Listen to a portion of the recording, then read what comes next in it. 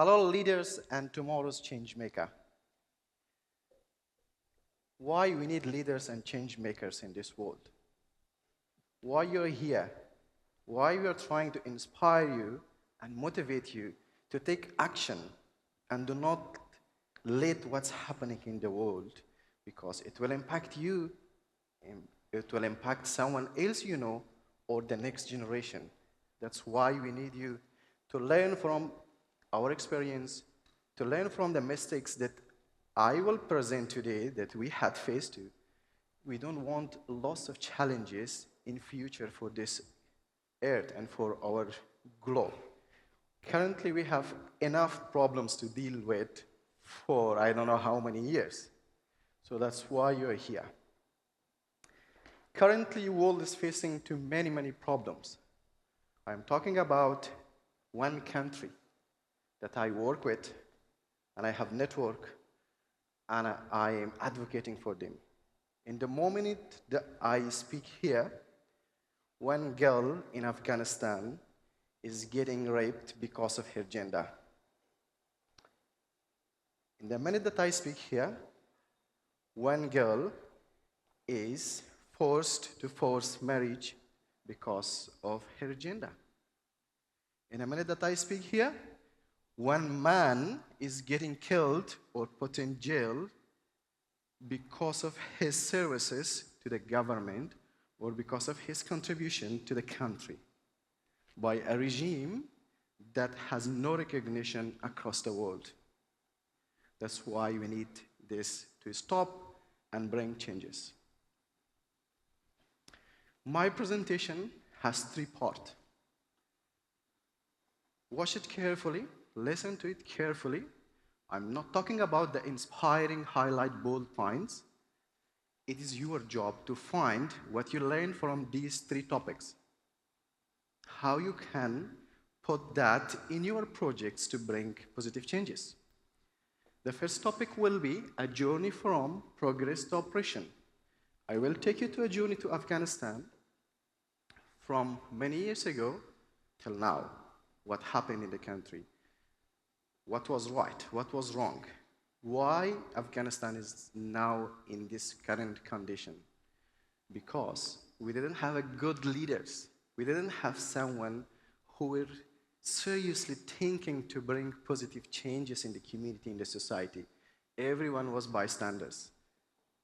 We had many people that they were trying to solve the problem and bring a solution, but they were not enough. That's why this room is full of energetic change makers for tomorrow. Do not think like that it won't impact you. It will impact you, anyone in the world, if some injustice is happening in that corner of the world. It will impact you directly or indirectly somehow. If not today, tomorrow it will. If it's not to you, but to your next generation. The second part will be my journey. It's personal journey. Why I'm sharing my personal journey? Someone is brave enough to come and talk about their private things and personal journey. Just I want to use this trauma journey or trauma story, a lesson for you to take action for tomorrow. I don't like sharing my personal things. No one will like to provide information about their trauma or their background or what happened in their life. But I'm dedicating this to you to take an action and a lesson. And the third part is what I learned and why I'm standing, why I take action. Let's go to Afghanistan. If you think about Afghanistan, many people think it will be a country in a mess. Yes, you're right, currently. But I'm taking you some years back. How was Afghanistan 100 years ago? If I don't tell you this was Afghanistan, you won't believe it. You won't see any differences between you and them in that country, in that time.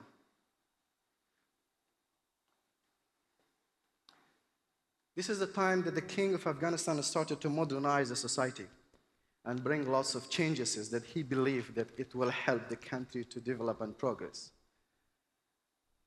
but there was not a fully consultation with the community and local people that those changes could not help that time Afghanistan.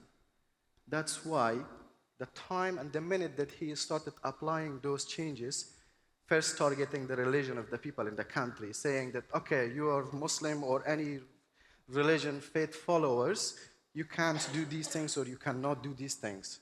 So these things, the society was not ready for it.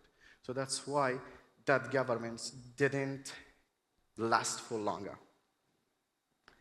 I want to be clear, even if it didn't last longer, Afghanistan had the freedom for women to vote and participate in the election and democracy before US, before France, before Spain, before many, many Western countries.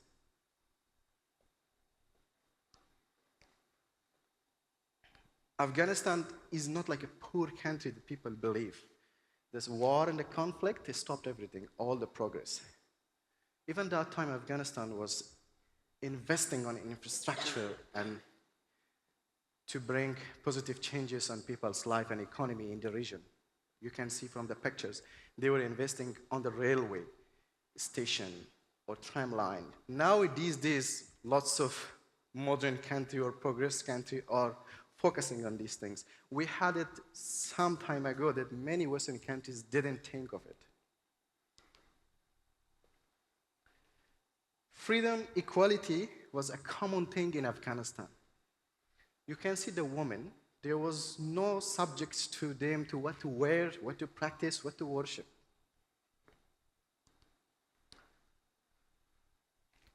The girls had their own freedom.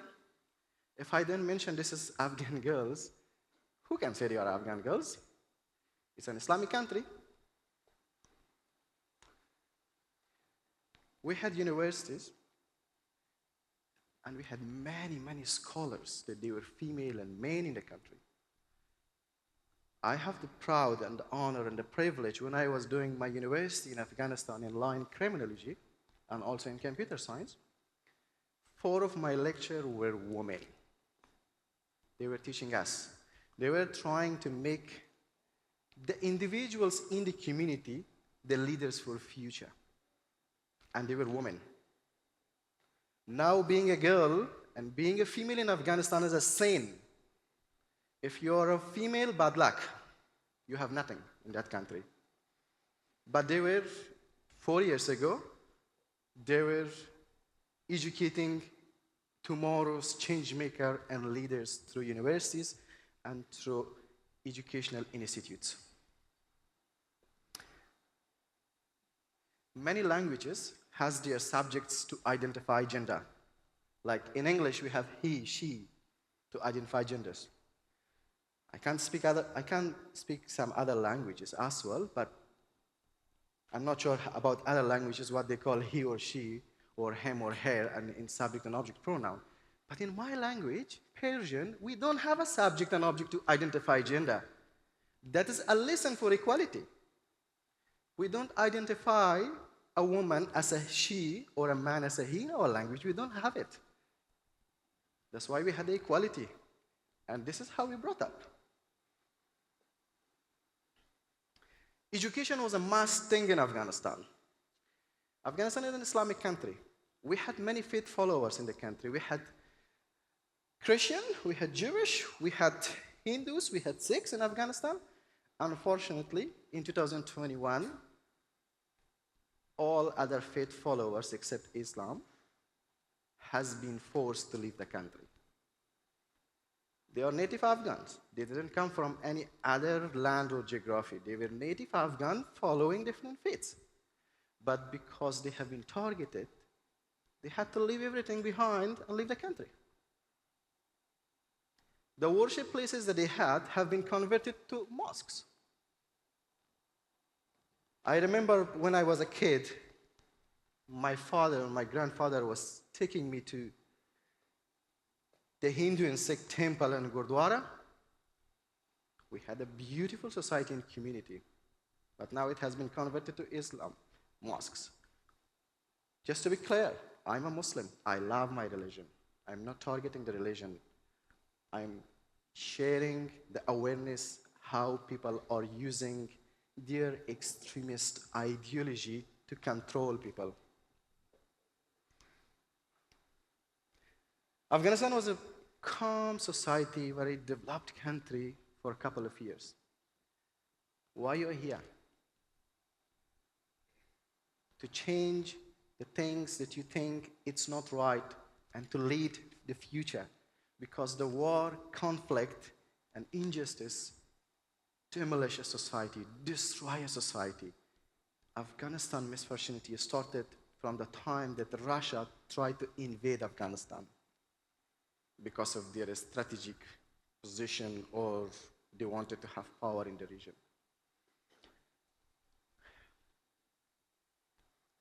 The people started to resist against them.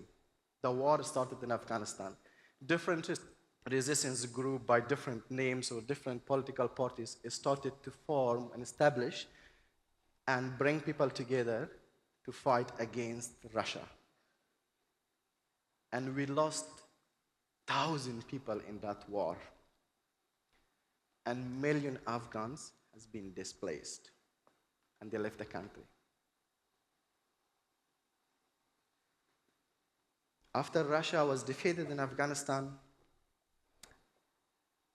the political parties that they were involved in fight against Russia on power sharing without having a proper mechanism of controlling the power in the country, in the society, and without having a proper management or a leadership, they start fighting against each other on power sharing, which ended to having 5 years civil war in Afghanistan. In 8 or 9 years, when Russia was fighting to invade Afghanistan, we didn't lose many people,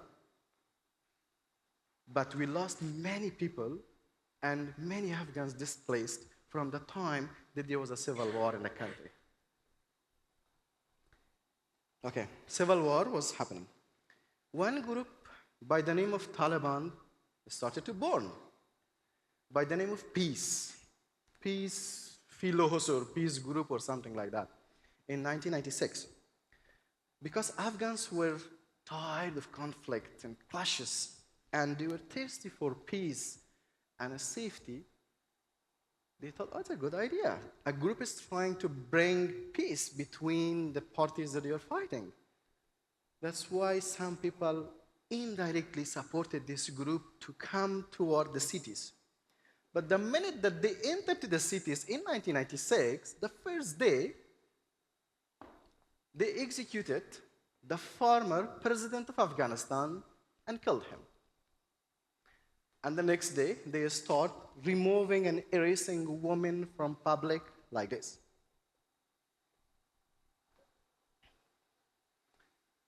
They last for 5 years. Lots of Afghans across the world, and people were resisting against them in the country. They made connection with the global communities, and based on a deal, somehow the NATO and US came to Afghanistan. After a series of negotiations and discussions with Afghan leaders or Afghan diaspora community outside Afghanistan. And to be clear, they didn't come purely to protect Afghans. They came to Afghanistan because of the 9/11 incident that happened. We had lots of discussion about 9/11 incident. And I remember, as a kid, the time the Taliban were saying that we will kill anyone who is not following us. And that time, Al-Qaeda was the parent and the main support of the Taliban, and the successor of the Al-Qaeda was in Afghanistan. He wasn't an Afghan, but he was in Afghanistan because Afghanistan was a hide place for terrorist groups. So he was a mastermind of the attack based on the evidence that now the media is showing, the US and other like-minded countries are showing that Al-Qaeda was behind the 9/11 incident. So they came to Afghanistan to remove the Al-Qaeda from the region. This was many people call this an invasion or an indirect attack. Many Afghans call this a deal on agreement. Many call it a mistake, and many call it an opportunity for Afghanistan to thrive again. Because I got lots of things after that, I'm on that cohort, on that group side, that think that while it was a mistake or an invasion or anything that you name for it, but it was a good opportunity for Afghanistan to build a society and a new community. So people started to build a new life. Many who were refugees and displaced in different neighborhood countries, they started turning to country. And lots of people who were outside and lots of businesses came to Afghanistan. And people started a normal life again. We established a republic government.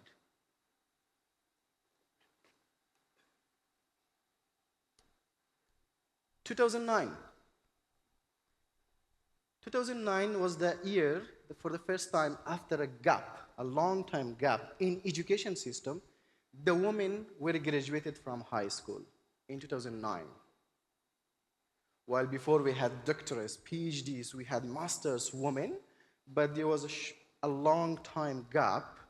And again, the girls graduated from high school in 2009. This is the year that I was graduated from high school as well. It was a good opportunity for me. I got education. 2009. This was a background of Afghanistan, okay? Now this is my personal life. I'm sharing it. It is a gift to you to learn and use my personal story in your projects, in your inspiring work for tomorrow, and to motivate you. Don't take it as an advantage of coming to this conference. I'm not a proud person, but you won't get a chance that someone is sharing step by step of their personal life to you. 2009, we have to work with the NATO forces and Afghan government. They were desperately looking for culture advisors and interpreters to communicate with people in the ground because the Taliban were still exist. They couldn't remove from the land. They were just pushed back from the power. And lots of terrorist groups were still active in the mountains. Afghanistan is a landlocked country full of mountains. The geography is too complicated. That's why we always proud like this. Other Afghans, not me. They say that no one can conquer Afghanistan. Of course, we are already conquered. Million girls cannot go to schools. What do you mean? Afghanistan is not a defended country, will never collapse by any power in the region. It collapsed 100 times. It's only the collapse. It's only the fall of the nation. The women cannot speak. So what do you mean? It's not a proud. Afghanistan lost 100 times. But many of my fellow friends, they're always proud on saying that, oh, we defeated US, oh, we pushed back Russia and this and that. Come on, what do you have as a country? What left for you? Nothing. So we joined the NATO forces. My story has lots of emotional things and lots of funny things. That's me under that red vector. I look like a school kid, and I started to join the war mission. There was two purposes. One, it was needed for the country, and the other thing, I was getting a job, and I wanted adventure because it was a war mission. I wanted to go to a war mission to practice different things and enjoy my life, and also it was a good income. I went to the panel interview. The group that they were interviewing me were Australians, and I was joining the first time working with Australians in Afghanistan from a NATO contract. I was a fresh graduate from high school, didn't have enough English. I don't have enough English right now. So they asked me many questions. Believe me, I didn't understand what they were asking, but I could introduce myself in English. And one of them who were like supervising the all-panel discussion, and he was the key person to decide this person is accepted or no. He said, Erfan, you speak a brilliant English. Because they needed, they needed someone to communicate with people. They said, you have a good English. Then I learned English with them. Some of my colleagues that you can see, lost contact, don't know they are alive or anywhere. I don't want to make it too emotional because the emotional part is coming, so if I make myself emotional now, I can't continue. We were responsible for military logistics all across Afghanistan. We had nearly 3,000 military bases in Afghanistan, actively fighting with Taliban and other terrorist groups in the country. Alongside with the Afghan military, we had the organization that I was working, and it was led by Australians, Australian military and Australian civil managers and employees. I was a cultural advisor with them. We had the responsibility to manage all the military logistics across Afghanistan, deliver things to all military bases. It is not like other countries that you can see trucks are moving, tankers are moving here. To take the goods and equipment to military bases, we had to provide escort guards, armed personnel, because the Taliban were targeting every day the convoys and trucks.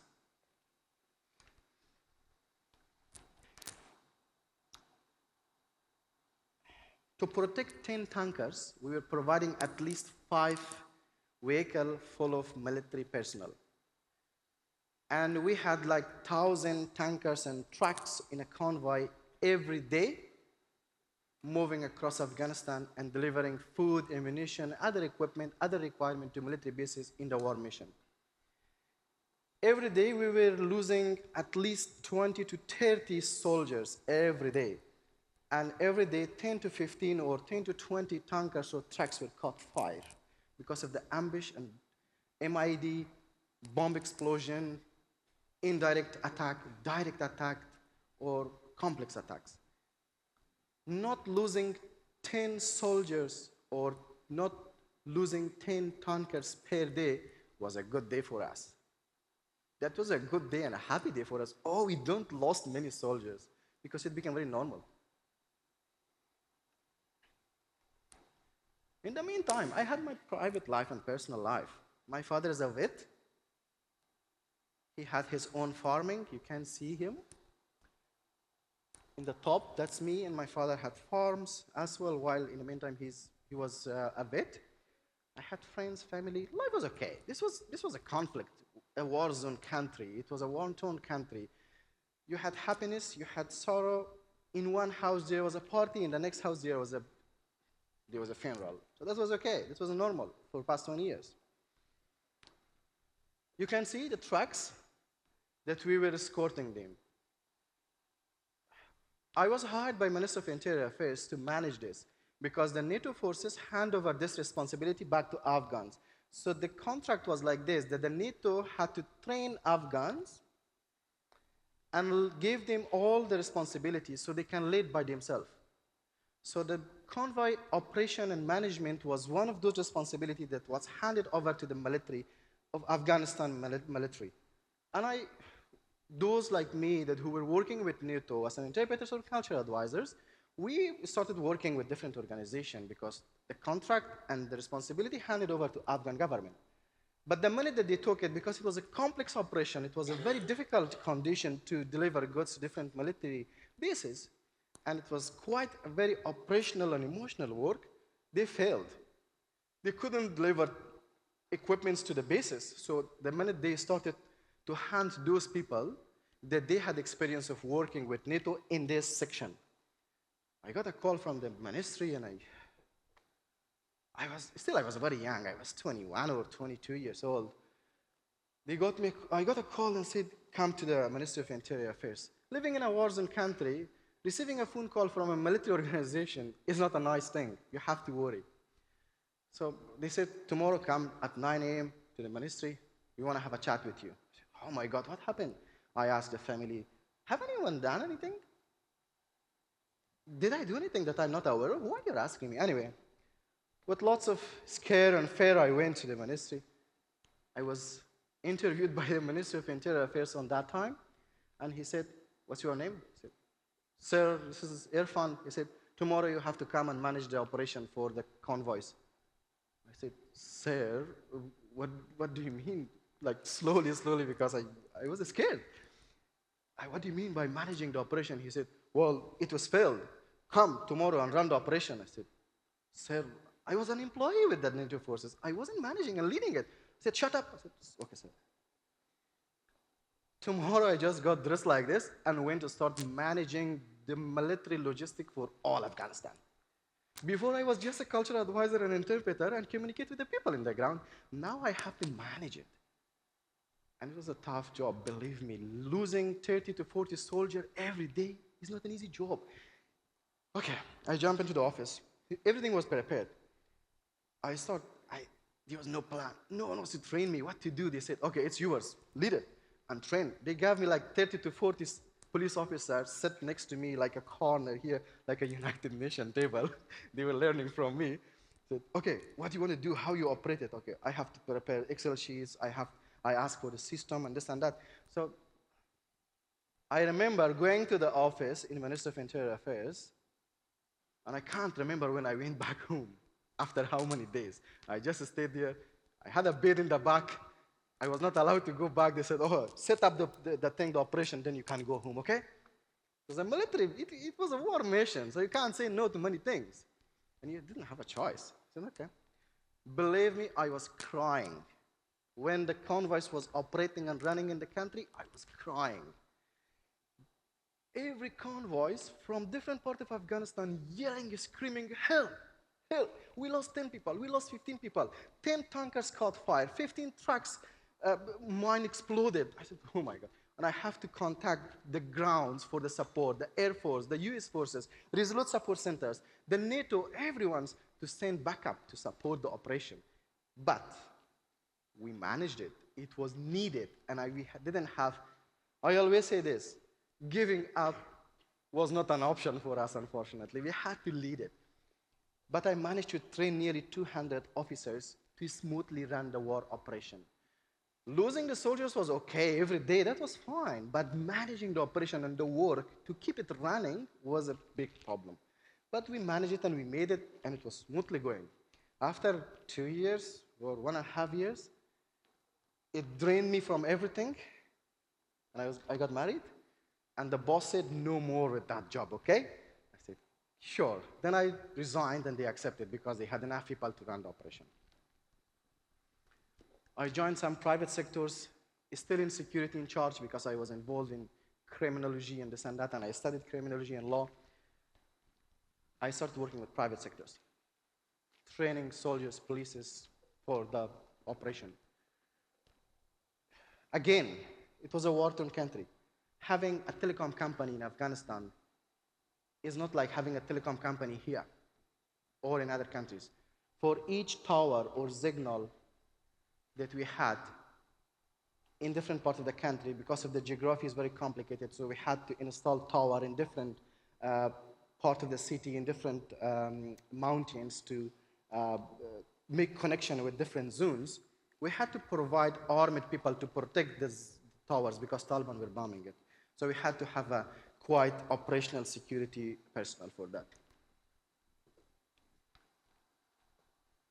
2001, 2021, we had lots of failure, lots of mistake.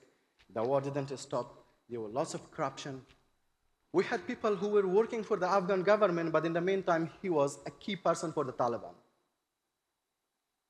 We had people that they were in a leading position in the Afghan government, but in the meantime, they were receiving income and salary from the terrorist groups. So imagine, you're going to a mission against the Taliban, and your colleagues are Taliban. So this was how Afghanistan was working, the system, because of the corruption, because of not having a proper system, because of not having a proper strategy to run the operation smoothly or professionally. We had war every day. We had peace every day. We had happiness. We had sorrow. People were thriving. People were not giving up. The society was developing. Everything was running. We had war, conflict. We had peace. But it was not a meaningful peace. Peace, if you have a time, have a research about positive peace pillars. If you write in Google positive peace pillars, it will give you some pillars that it guarantee a peace in a country or in society, starting from a local community to a high-level community. But it was not a positive peace in Afghanistan that we had. But in past 20 years, what we achieved? Women were in military leading things. We had parliament. They were applying laws and regulation for the country that we never had it. We had music again. We had entertainment. We had fun. We had everything. Afghan Star Music Festival. It was getting a ticket to attend to that festival was a nightmare. You had to wait for months and months to get a ticket for that. But this is a small landscape of progress in Afghanistan in past 20 years, which I said it was a good opportunity for Afghanistan to establish their country and to thrive. I mentioned about the mistakes that we didn't make a best use of the opportunity that we had to make a good government.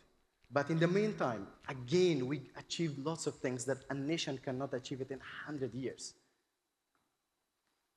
You can see the telecommunication or the farming or the agriculture progress or the tourism or electricity, media, everything. We had a progress and a development in the country that we never had it in the past before 2001. 30 or 40 years war left Afghanistan like this.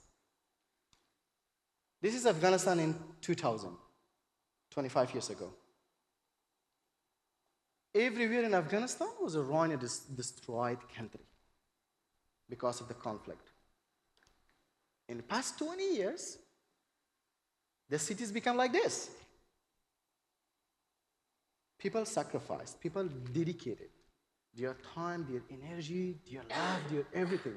Yes, because of the lots of issues that we had in the country and the conflict that we had, we lost nearly 5,000 civilians in Afghanistan in the past 20 years. And nearly 300,000 military personnel in the past 20 years. We lost it. Even we didn't have an active or an invasion war in the country. They were just Taliban and the NATO and Afghans fighting against each other.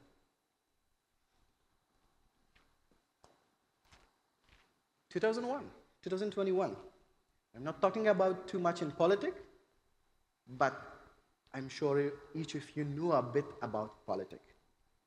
Let's give it a homework to you.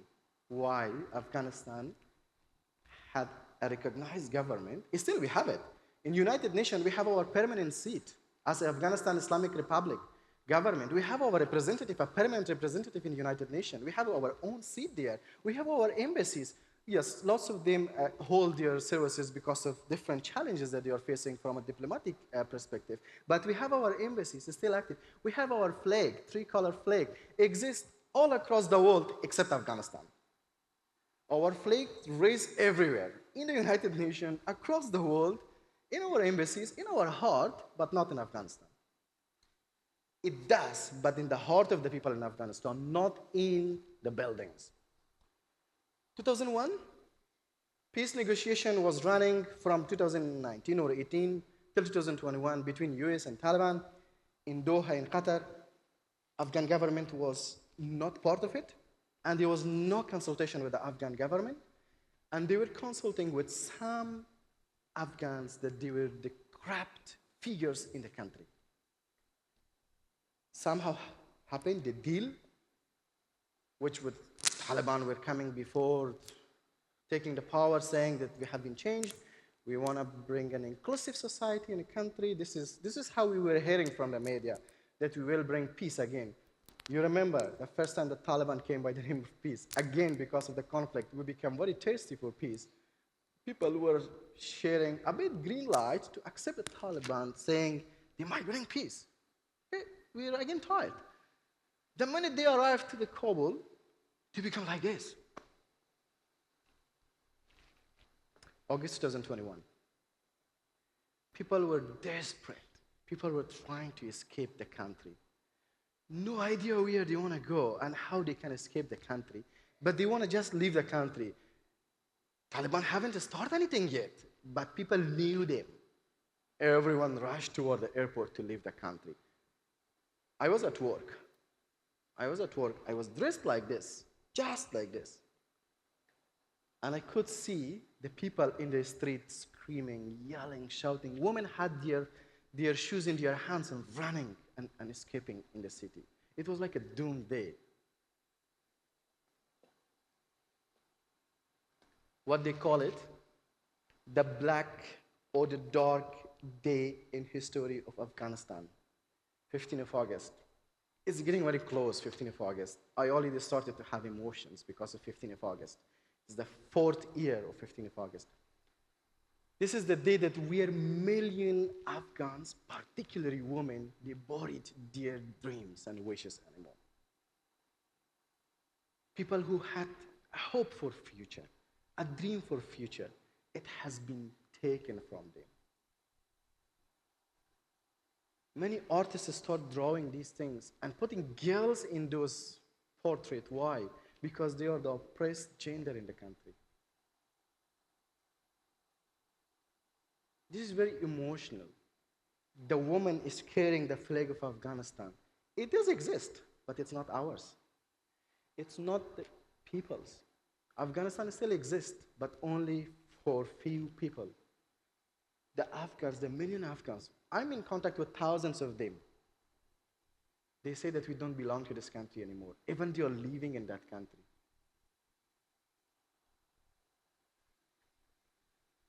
Part 2. My life, what happened to me? I was at work. I thought, I don't know what will happen.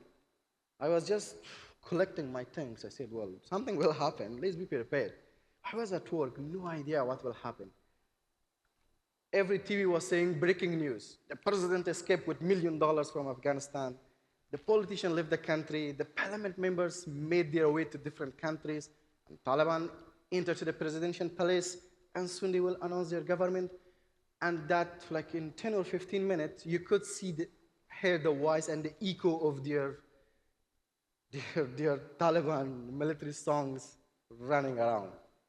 And in 1 hour, all the media that we had, they had music in the background, or they had different screen or stages like this. It has changed to black and white. Immediately, just in 1 hour, I said, oh my God, everything is changing. What will happen next?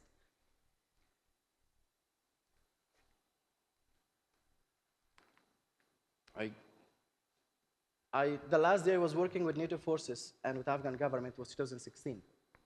Lots of my colleagues, my friends, my staffs made to different countries, different NATO members, Canada, Germany, US, Australia, Denmark, lots of other countries. They were encouraging me to apply. I said, I don't want to leave my country. I love it. I sacrifice for this country. And I'm thriving in my society. I have everything in this country. Why I need to leave? My managers, they were Australians, US, and from UK, they were contacting me from 2016 till 2021. I was in contact with them saying, Irfan, you should leave the country. I said, well, I don't need it. Of course I didn't need it. It was my country. I love it. I still it's in my heart. I got a call from my father. They said, they start swearing. In our culture, if the parents is swearing to you, something really bad is happening. I said, hi dad, or hi padar, which means father in Persian. I said, just shut up and start lots of bad words. I said, did I do anything wrong? He said, do you know what's happening in the country? I said, more than you, because I'm in the city. I said, shut up. The Taliban just came into the house, did a proper search for you, and they just noticed that you're not here. They are heading to you. And they arrested, he gave me some name of my colleagues and friends that we were in the same community. They arrested him, and he, or he, and she. And now, what I can do now? He said, I don't know. Shut up. Just get lost and hide yourself. I said, what will happen to my wife and children? He said, you're not listening. I said, get lost. Should hit up, down. Good. Get lost, he said. I'm telling to myself, okay? He said, get lost. You are a target. They did a bit slap my father, and they just misbehaved to him, and not a good approach. And I said, what will you take with the family? I said, I'm telling you, get lost. Don't worry about them. I will look after them. I started hiding with friends, okay? the Taliban started to contact us because they took the access of the biometric and all the data that we had it in the different departments, and started contacting people like me and others. Some of my colleagues has been arrested, they have been beheaded. I could hear from Facebook that tomorrow we have a funeral. I said, oh, that's my friend. This was happening every day. And I called family. I said, okay. I called my wife. I told her that at any cost, if I call you and ask you, where are you? You should not mention your location to me, okay? She said, why? I said, because the Taliban will arrest me anyway, so they are searching the houses. Everything is in your control. At any cost, you shouldn't tell me where are you, okay? Done. It's a military order, or you're ordering from a military perspective. Done. Copied, noted. And same thing to my father and my brother. For a couple of days, I was hiding with friends. I was receiving lots of phone call messages from them and asking, come to our investigation departments, we have a chat with you, we want to use your skill. Because you are an experienced person, we have your colleagues with us, come, we are establishing a government. I knew what's the plan. So I said, no, I'm busy, I'm not this and that.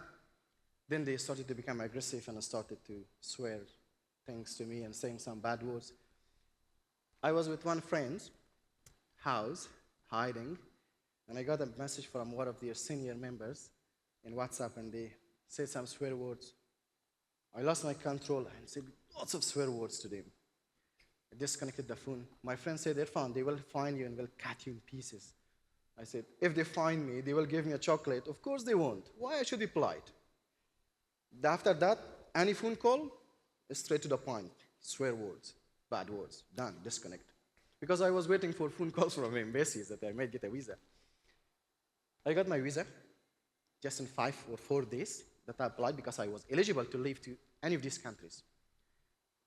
I applied for US, UK, and Canada, and Australia.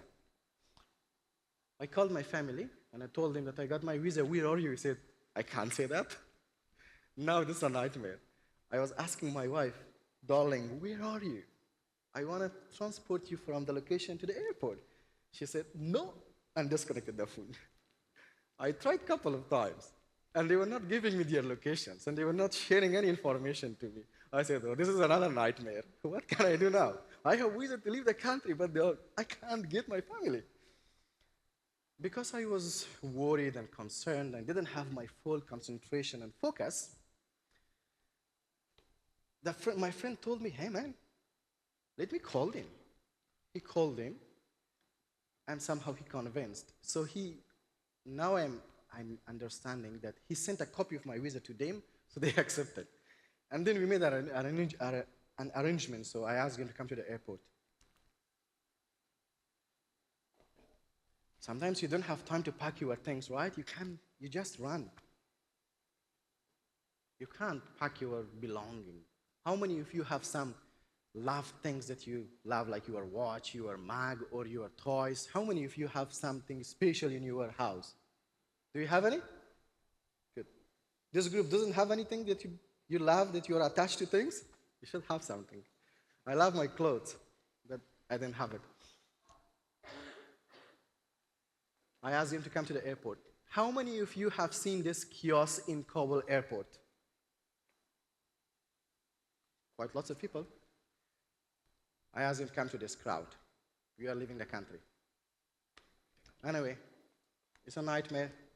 It's a long story. Somehow we managed to come to a destination, an address that I gave my family. They came here and we joined after a couple of days that they haven't seen me. I called my family the time that I asked him to come that time. It was around 12 or 1 a.m. My wife said that the boys are all asleep. I said, just pick them, bring them here. He said, can we go tomorrow because the boys are asleep? And they were in one of our relative house. I said, come on, we don't have time. So she took the boys and came with my parents to the airport. This is the location. In this location, you can see in that corner the soldiers are standing, and they were lifting people inside the airport. The soldiers sent me the location. It was like 2 kilometers. We passed that 2 kilometers in 3 days. because of the crowd and the chaos, we could not go forward, backward, or we were just stuck anymore in the crowd. No food, no toilet, no sleep for 3 days. And my youngest son was 7 months. The day 3 was we were very close to the soldiers. We were nearly reaching them here. It's a very emotional story. You have to take action in any time, in any condition. Sometimes you won't get enough time to take action, but you have to be quick and make a decision. No matter what will happen, you have to do something. You doesn't need to be a bystander. Otherwise, you lose things. My wife screamed and said that my youngest son name is Zahid. I wasn't in a war mission, so I knew how to deal in an emergency situation if someone get injured or someone was hit by bullet. I knew how to deal with that. I was a qualified security emergency first aider or something like that. But if it is your family members, it is different. She said that Zahid is not breathing because he was breastfeeding. I said, what? He said, yeah, he's gone. I grabbed Zahid and I saw that he's changing the color and he's becoming very, very, very dry and he's not breathing. Don't ask me how I managed it. I didn't have enough space to apply a CPR or something for him. But how I made it? I made it. He started breathing again.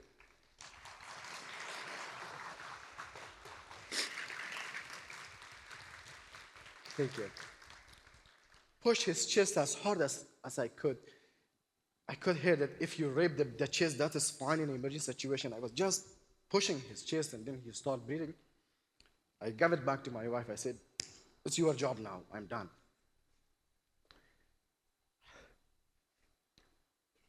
The soldiers asked me, where are you? I have 10% charge in my phone, 10% anymore. I said, mate. They said, mate, where are you? They were Australians. I said, well, I can see you. They said, but how do you look like? They are the new soldiers. They were not the soldiers I was working with them. I said, this is me. They said, oh, you have a handkerchief. I said, no, it's not for fun. I'm hiding myself. So they said, okay, jump into this water. It was a sewage canal passing all our corner board. I jumped into that, took them selfie, and then they recognized me. I stayed here 4 hours, and I could see the soldiers calling my name. Guess why I stayed there for extra 4 hours while I already spoke with them? I lost my phone dead, and was just looking at them. They were calling my name. Finally, they found me, and they left me up and said, why you were not answering? We were calling at you. They said, you were not calling my name. I said, we did. I said, how do you call my name? They said, Erfanullah Abidi. I'm pronouncing very well. Why I stayed there? Because I stayed there. They were talking or calling my name with an Australian accent. And I thought that that's not me. They were calling someone else. Anyway, so they left us up. This is air cargo. They put us in this air cargo. I don't know where I'm going. Sometimes you don't have to know lots of things. They always say that ignorance is a blessing sometimes. They just put us somewhere. You can see you can see that boys sleep, lots of people are asleep and just, it's a very emotional time. If you leave your country for a purpose and you migrate somewhere, that's different from becoming a refugee overnight and losing your everything behind, your family, your friends, the things that you left, the career that you made, and the sacrifice that you already did for your country, and they are taking everything from you and kick you out to a country or to a place that you had never dreamed for and you didn't expect it. So you have to leave. Everyone in this plane was crying. It's an air cargo. It's not for passengers. It's for military transportation, but this time they are using it for human.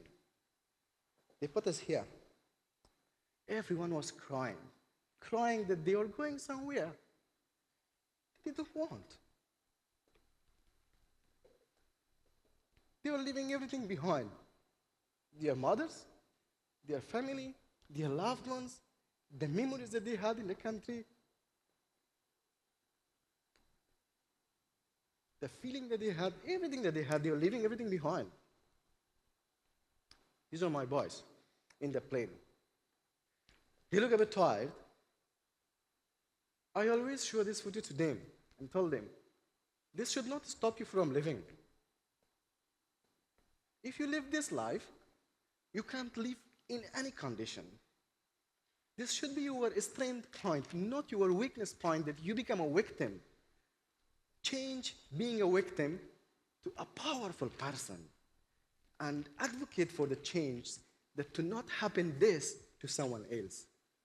This is a lesson that I'm giving to them every day. See this? I remember when we were leaving, and even when we were inside the plane, they were blaming me for not taking their red car with us. They were saying, Dad, why you didn't take our red car? I said, sorry, a red bike. They had a small red bike. I said, you will get lots of red bike in Australia when we go there. I bought them a couple of bicycles. They always miss their red bike, and they always blame me for that. I said, okay, I brought you safety. One day you will learn that. But this is a lesson that I always give to them. This should be your memory for bringing changes, for positive, for others, to not go through your experience in future. Came to Australia, the gang is here. Having more children in Afghan culture is a very common thing. Anyone from Afghanistan, by the way? Here? Hey, sister, how are you? What's your name?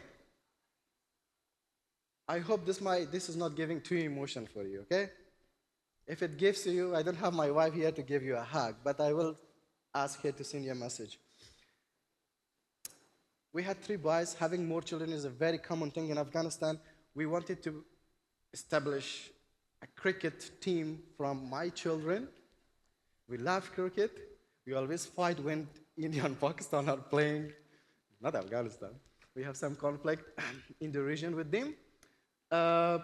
We tried to have a girl. That's why we took the risk 2 or 3 times. Again, boy come. It's not in our control. We took the risk 4 times in Australia, and it's paid off. She's a girl now. I have a baby girl as well. Okay. Coming to Australia. Don't think like coming to Australia is a dream. Coming to Australia was another nightmare for us. My parents, they can't speak English. I enrolled them to TAFE. They didn't go. They said, I don't need to learn. How old I am to learn a language? I said, well, you can't justify things with your parents if they are older.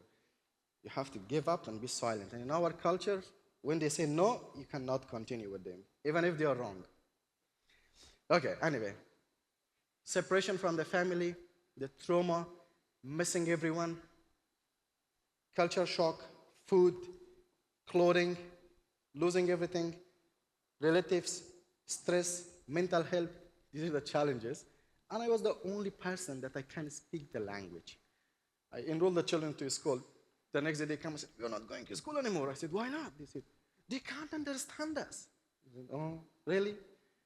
What language you're talking? They said, I don't know. They're just speaking something that we can't understand. And when we talk, they just look at us like this. I said, you will pick the English. Now they pick the English and they love on my accent because they pick the Aussie, which is not an English language, as the accent. We have Australians here? Okay, good. The crew, we will get a group photo, okay, at the end. So, lots of challenges we face here. But you have to go through it. You can't stop things. You can't control things. When I was coming from work, I just got a job, that's it. I didn't expect a high job that I had in the country, very relaxed and things. I got a job, started working. It wasn't enough because we had family relatives back home and they lost all jobs. I got another job at the same time. It wasn't enough because we were not managing and balancing our life with the Australian system. I said, I have 2 jobs, still it's not enough. I got another job, third job. I said, I'm killing myself now. Okay. So I had families, they become the target list of the regime because of my brother was in intelligence department and his wife was active. So lots of issues happened. So another story. Somehow I managed to evacuate my brother in the meantime that I was struggling with lots of challenges here in Australia to a third country, and they arrived in Australia last year. Okay. The minute that I arrived in Australia, 2021, it was September, 1st of September. First, it was locked down because of the COVID, and they find some space for us in Adelaide. We didn't have an option that time because of the COVID restriction. They were finding a place for us and bringing us. Then we had the chance to go to other states. Adelaide is very small, so it's not a, it doesn't have lots of people walking or running around. We have enough people. We arrived in the city, in Adelaide airport. It was locked down. The only plane that arrived, it was our plane. It was around 4 a.m. that we arrived from Dubai, from UAE. I don't know which state was. We arrived here in a passenger flight. It was COVID time. I was thinking that we are going to a new country. Okay, I'm safe. What we can do in that country? I don't know about Australia. I didn't know there's lots of beaches, lots of kangaroo in this country. Leaving home, while you're a patriot person and you love your country and your home, and you love the building of your house and you design it by love, and anyway, it's a good memory. Thinking where we will end up. Came to the airport.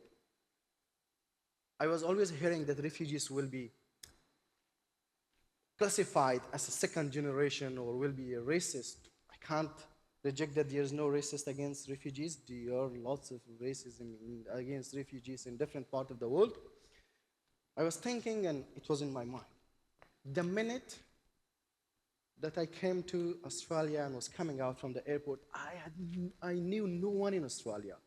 Only my army officers that they were in Melbourne and one in Brisbane.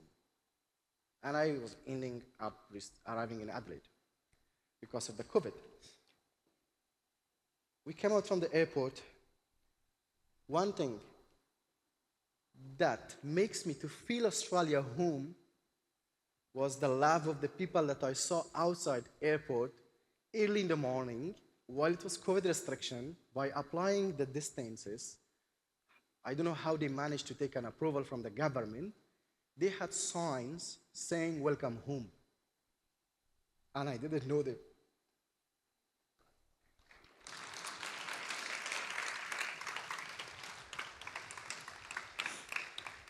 This made me to feel Australia home, my second home.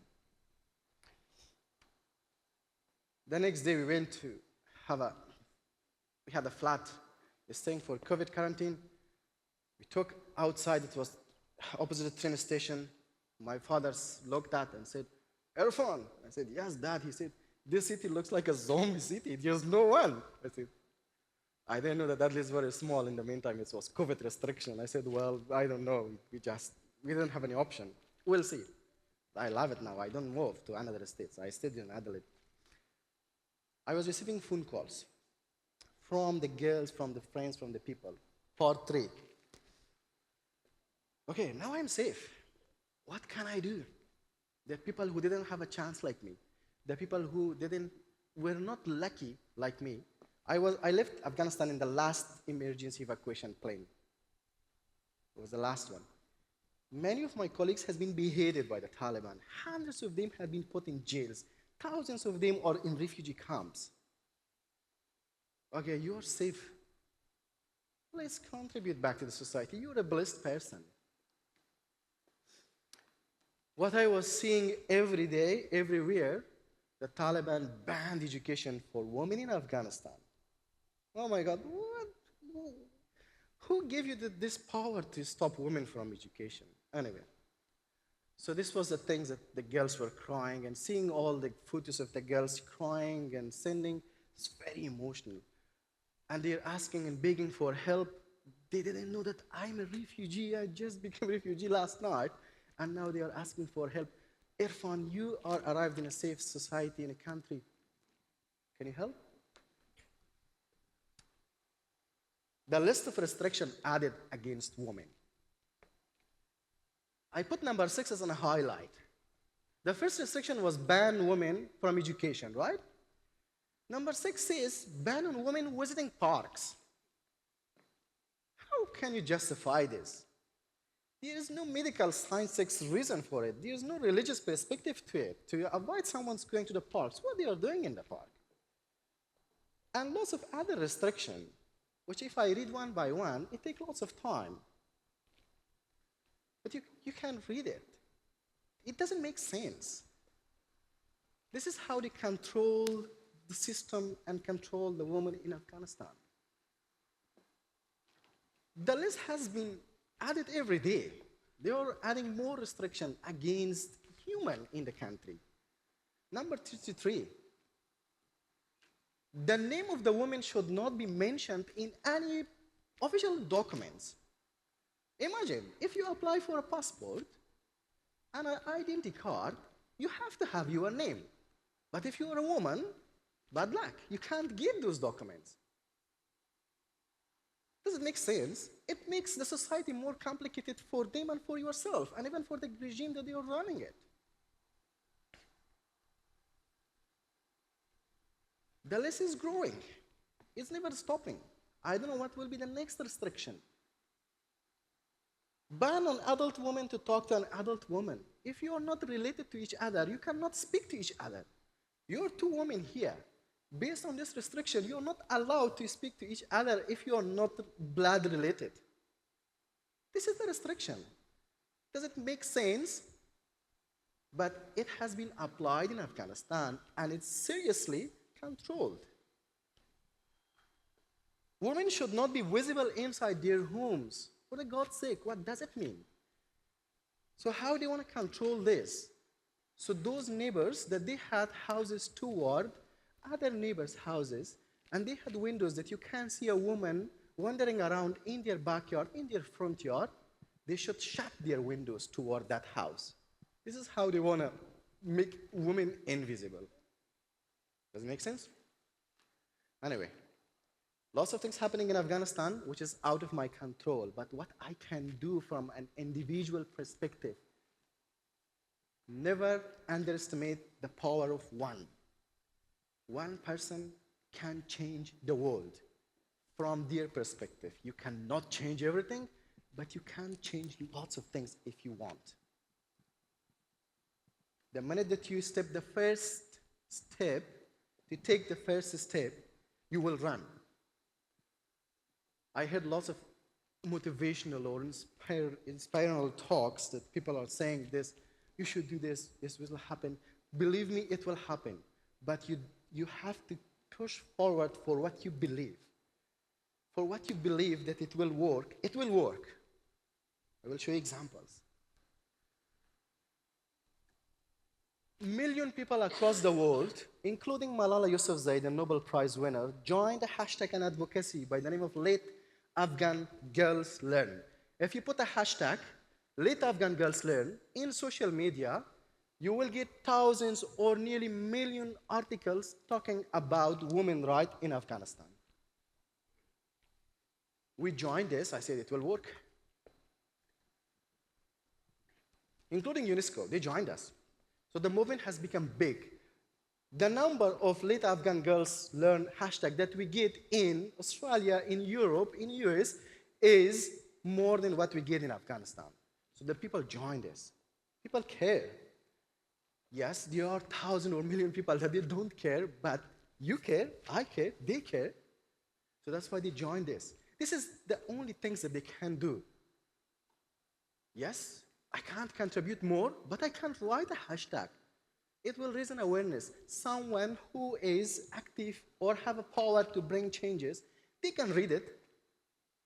This is how the network became bigger. And this voice has been passed even to those credible organizations. Lots of protests start across the globe in different countries from our allies, from those people who care for humanity. Let Afghan girls learn. Let Afghan girls learn. This was not only about education. The purpose behind this was let Afghan girls live. Let them thrive. Let them enjoy their human being. They have their rights. Let them. The girls started advocacy and lots of social media activities by painting, by writing. Let Afghan girls learn across the world. Then people start counting the days, how many days has been women avoided from education and from their basic human rights. And then the hashtag and advocacy shifted to education is our right. Why are you stopping me? They're counting how many days they cannot go to school. The people started to demonstrate and protest against Taliban inside the country. Thousands of them are missing. Thousands of them has been group raped by Taliban. Thousands of them have been beheaded, put in jails. But people didn't give up. People want a change. People don't want it to live under that type of regime that avoid you from everything. The women, the girls, this is a movement of the girls in Afghanistan, a female movement. They call it female movement. It is a challenge for Taliban. Even they control everything. They apply more than 50 restrictions. But again, the next day, the women are on the street every day. You can't win. You can't force people. Yes, you control them. But things will change. Protest. The sign here in Farsi says, the girls who are going to schools always observed Islamic hijab and attend schools. Why you are avoiding me? This is what's happening in Afghanistan.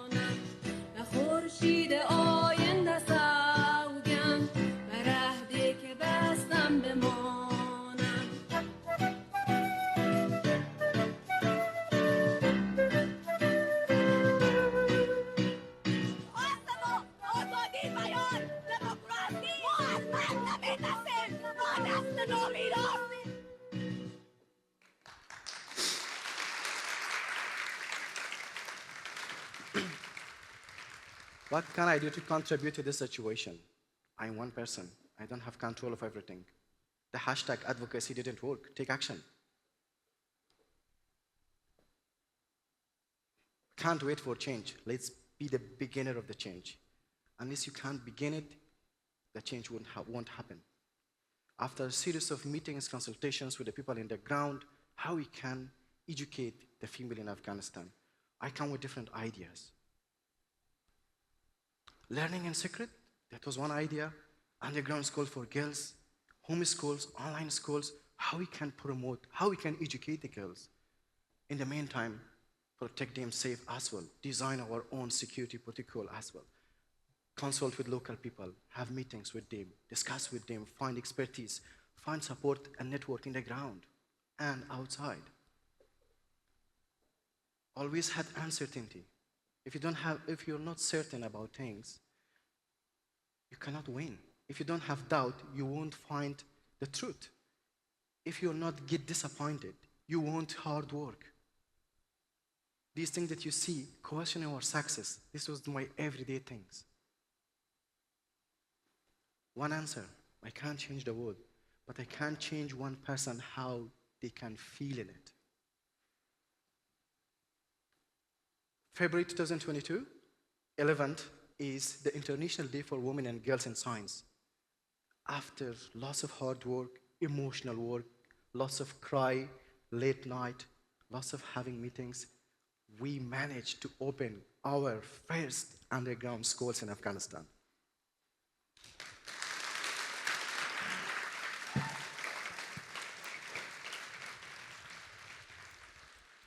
We keep it silent, we keep it in secret to see what will happen.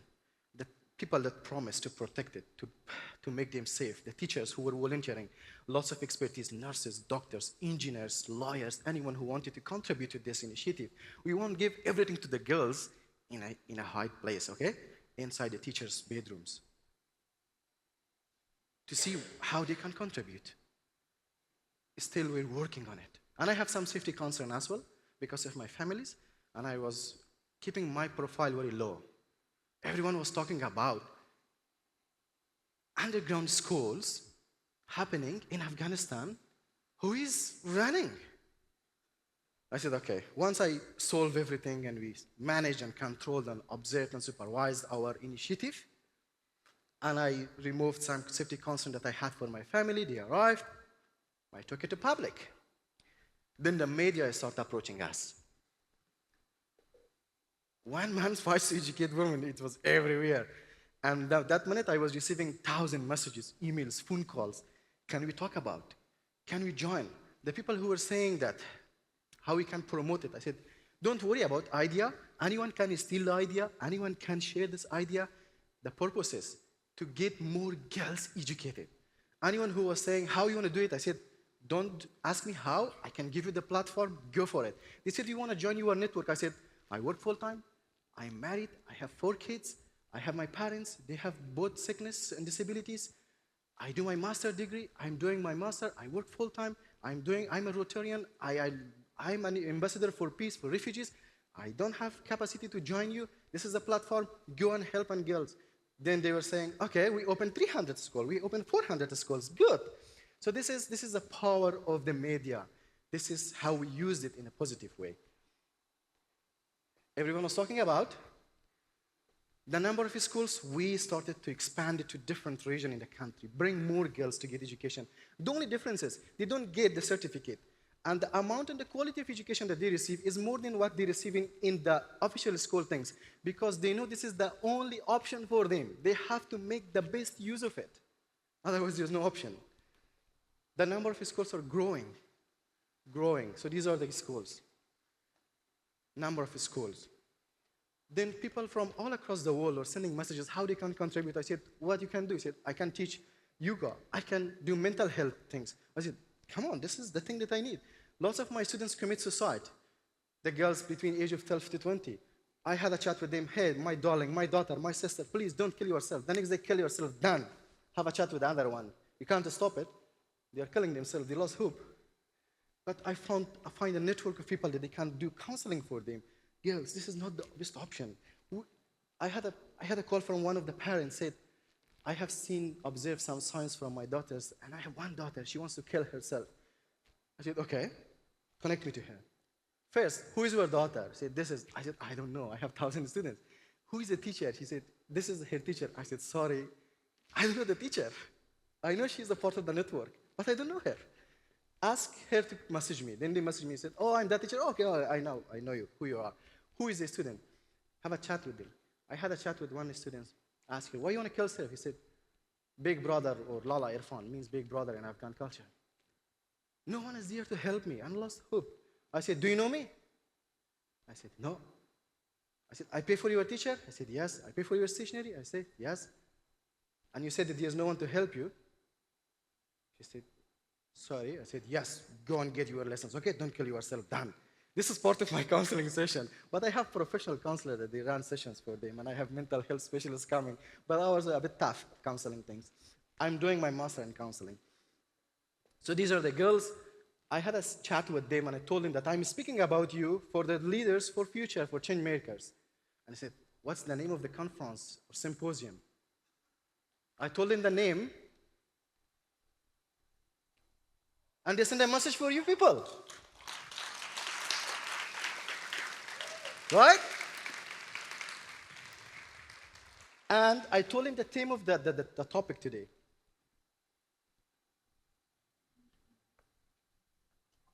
Can you play it?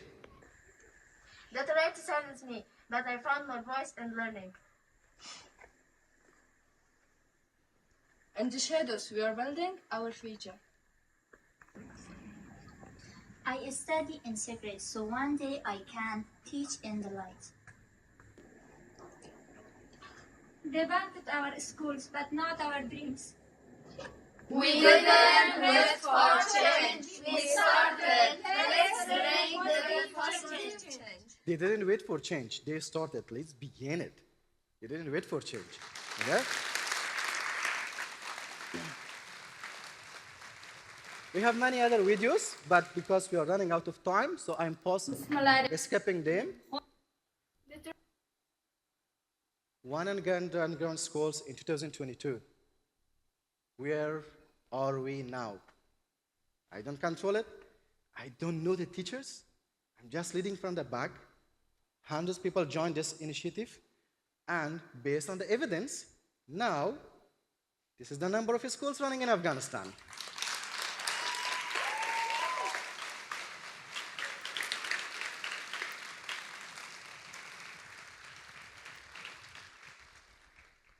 You're welcome to connect with me. Here you go.